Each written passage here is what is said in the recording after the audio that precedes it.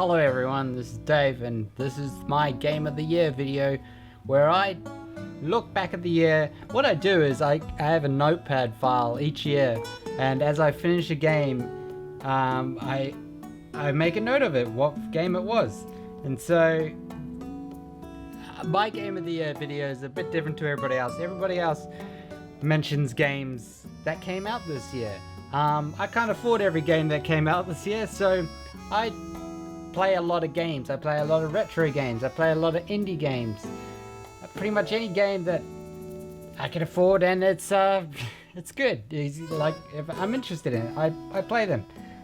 So my Game of the Year are games that I haven't completed before in my life, and they can come out in any year.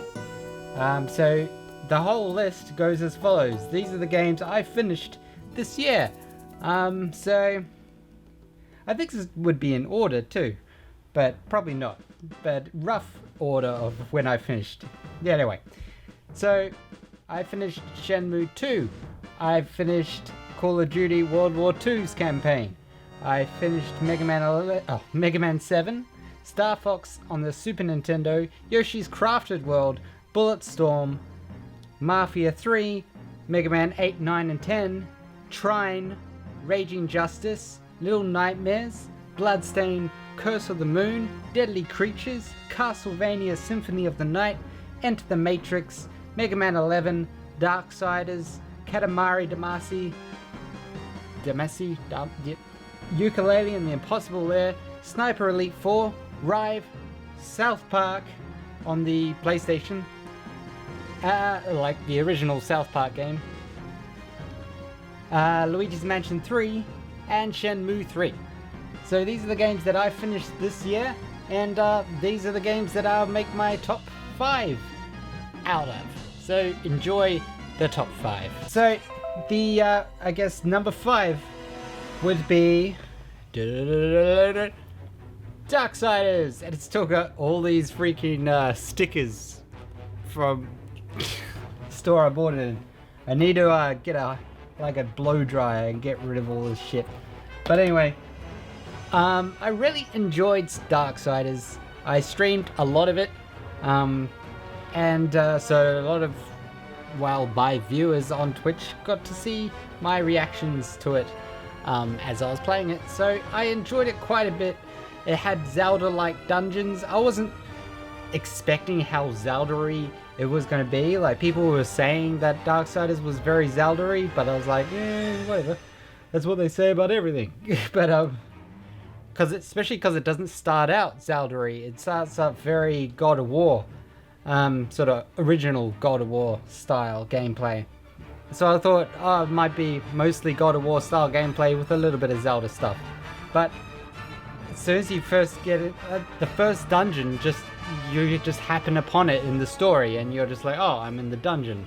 You know, it's so smooth, the transition between like God of War sort of linear pathway, and then you're just in a dungeon, and it's like, wow, okay, this is getting very Zelda.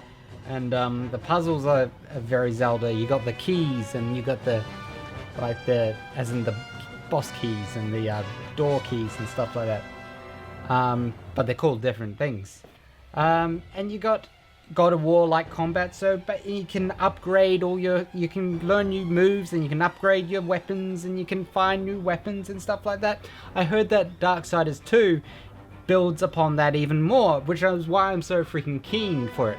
I originally had Darksiders 2 on PS3, but I traded it in for Darksiders 2 on the Wii U because I like the inventory management on the Wii U with the gamepad, so I think that would be the optimal place to play it. So I can't wait to try that on the Wii U. I will be streaming it, but at least most of it, or some of it.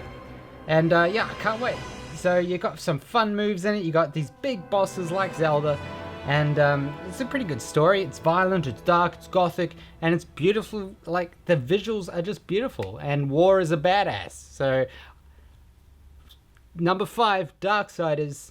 Great game to play. Bit late to the party, but I played it finally, and I enjoyed it. I suggest it. Number 4, I don't have a physical copy of it, but I played digitally on the Switch. Katamari Damacy is my number 4. I never played a Katamari game in my life. They've always been a curiosity to me. Like I've seen many videos of people playing them. I saw the Game Grumps playing them, and yeah, I've always been kind of interested. It's always been a weird sort of game that I forget about, and then a video comes out about it. I'm like, oh, that's right, that exists. So I finally got to play it. It is weird, but I like weird, so I don't mind weird at all. The king is weird. It's a weird look to him. I don't really understand what he's about. He's just about, I guess, collecting stuff. That's all I get. But what I liked about it, besides the addictive, simple gameplay of just rolling things up and making your Katamari bigger so you can collect more things and make everything into a big ball, and eventually you start collecting, you start rolling up buildings and vehicles and boats and, you know, and huge things. What I like about it is the philosophy behind it. I still can't say that word. Even though I love philosophy and philosophical conversations, I can't say philosophy for the life of me. Anyway, yeah, I love the philosophy behind it because it talks about perspective and how small we are and how relative things are. Like, the Earth is so small compared to the sun, which is so small compared to the galaxy, which is so small compared to another galaxy, and it just, size is so infinite, you know, and that's up my alley. That's what I think about, like, daily. It's all about perspective, and it's also about commodity and humans hoarding nature, and how pointless and impermanent things are in life. And I get that, and that's great. I like it. I think that's what they were going for in their philosophy of the game. I enjoyed it, and it has a kick-ass gameplay, and it's very addictive, and cool music. I love the music too. It's just a great game. Try out Katamari. I want to play the other games too. There are other games in Katamari, so I want to try more. And yeah, I'm glad I played it.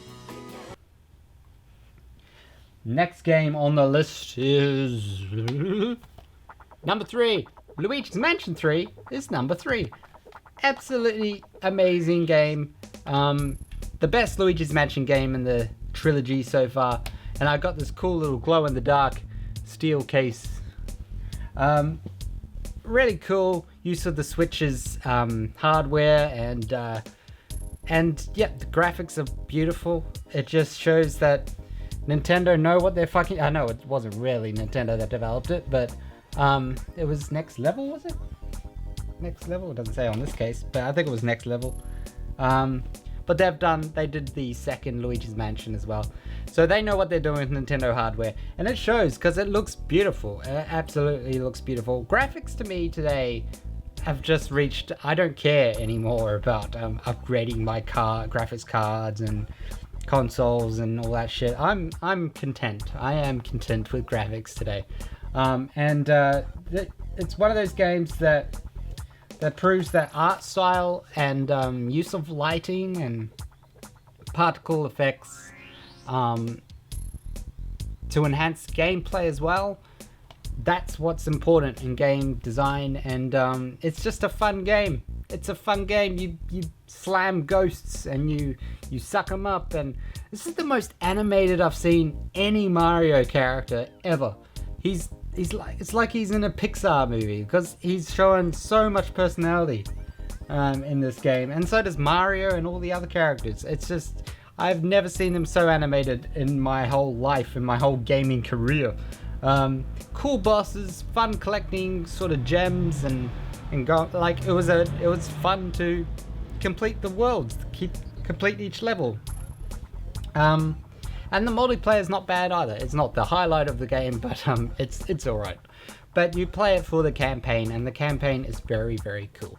I enjoyed it. Luigi's Mansion 3. If you haven't played any Luigi's Mansion, you should. But I would I would suggest this one. The first one's very short, and it's good, but it's short. But this one's definitely the best. They keep getting better. So well done, Luigis Mansion 3. Very good.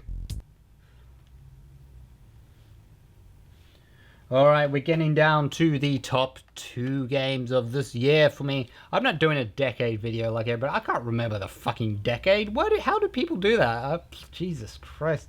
But yeah, I'll do, I'm doing top 5 anyway, of this year. So the number 2 this year, is Shenmue 3.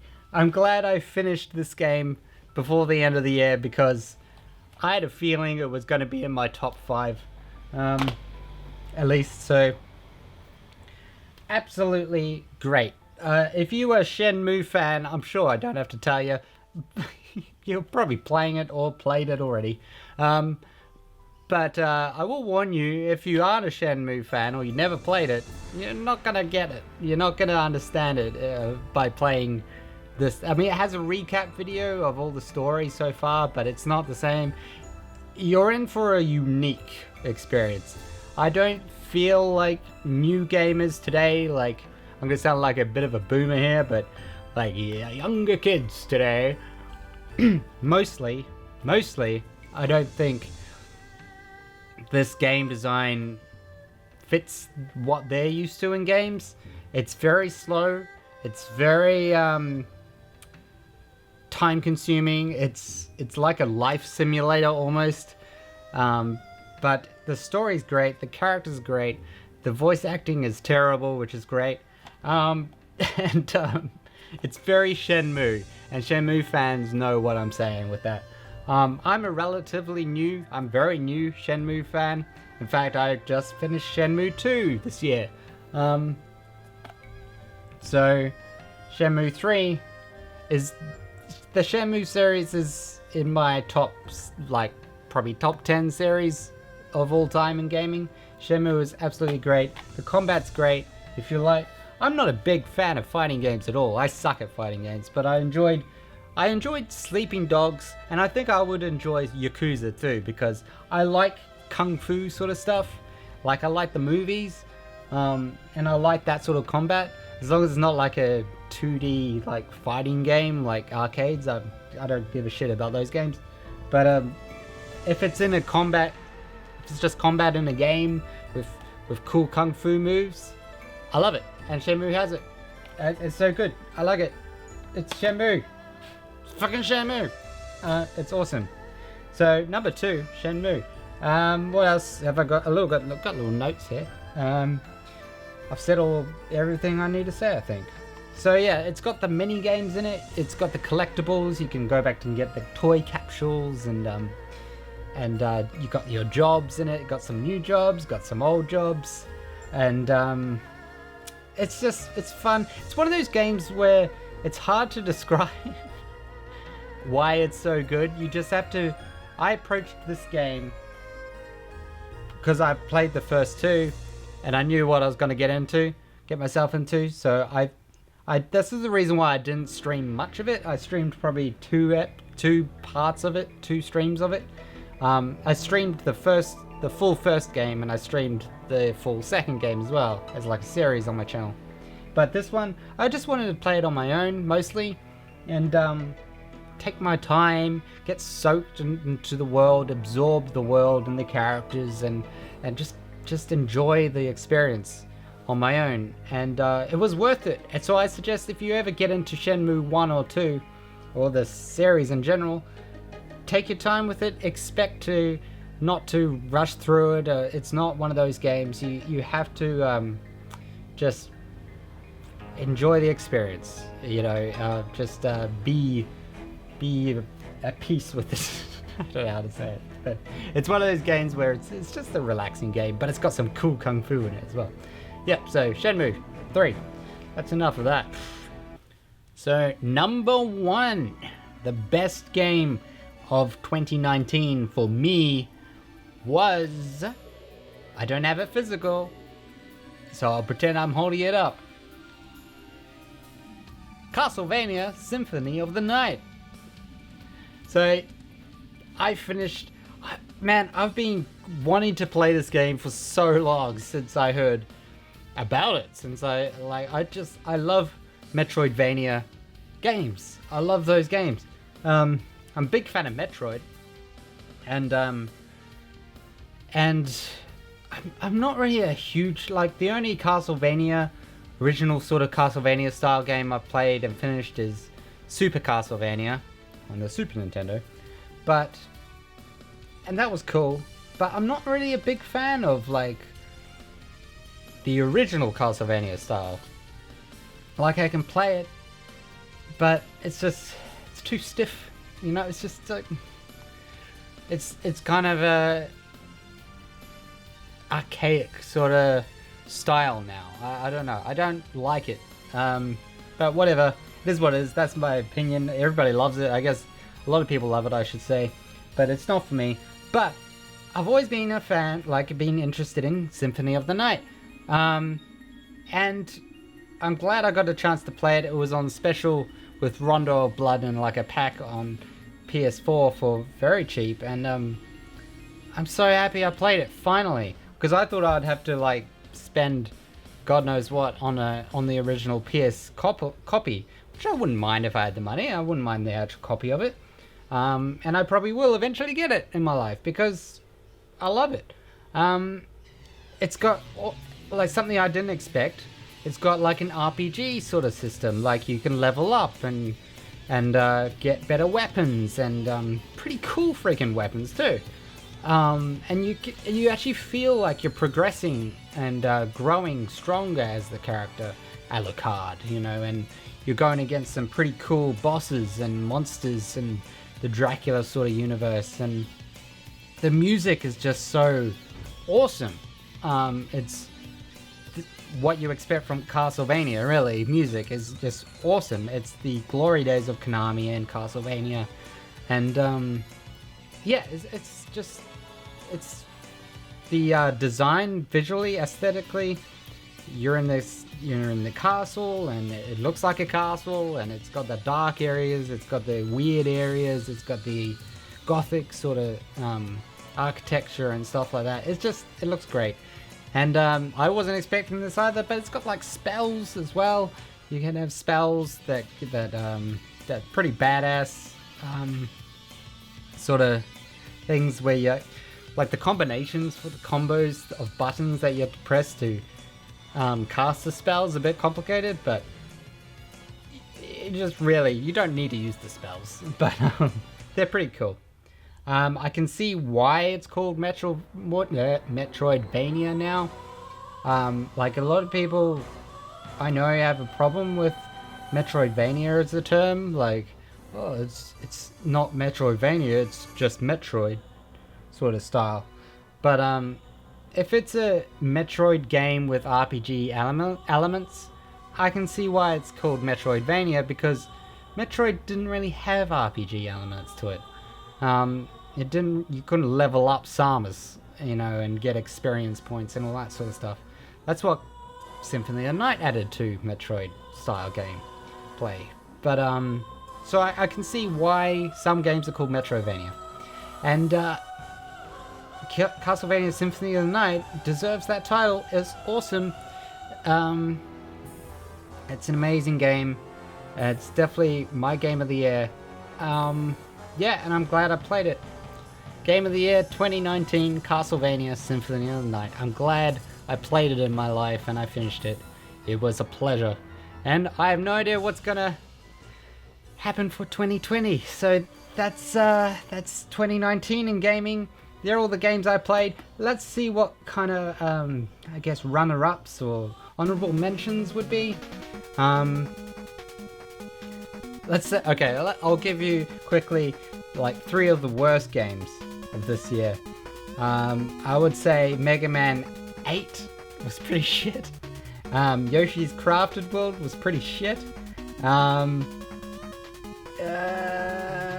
South Park, definitely. South Park on the PlayStation 1 was the worst game I played this year. But honorable mentions, Little Nightmares was great. Mega Man 11 was good. Ukulele and the Impossible Lair, Until the Impossible Lair was good. That's the Bullet Storm was pretty impressive, and Mega Man 10, yeah, that was great.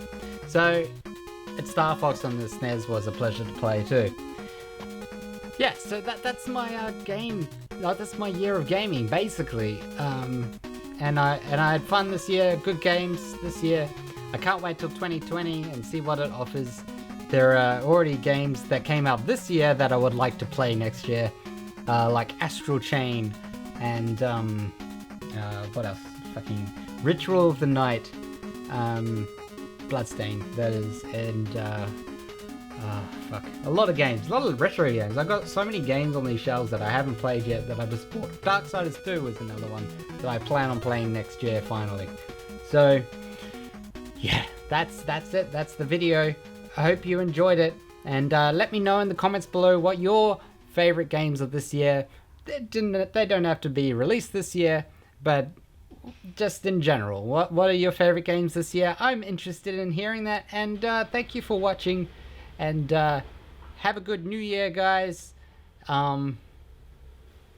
This will come out after Christmas, so I've still got the Christmas tree as a background, but anyway.